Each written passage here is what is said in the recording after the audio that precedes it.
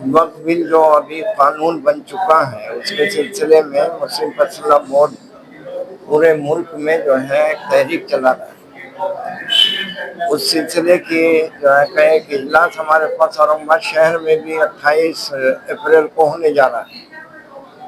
اس میں ملک کے نامی گرامی مقررین اور خاص طور پر مسلم پرسنل بورڈ کے ممبران اور جو ہے وہ شریک ہو رہے ہیں۔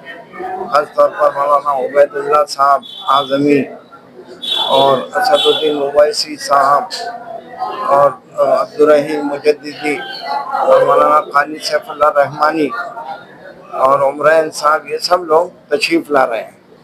یہ عام خاص میدان میں ہونے جا رہا ہے اور اطراف سے بھی جو ہے لوگ اس میں شریک ہوں گے اور شہر کے بھی تمام جماعتوں کے اور تمام فرقے اور طبقے کے لوگ اس میں شریک رہیں گے۔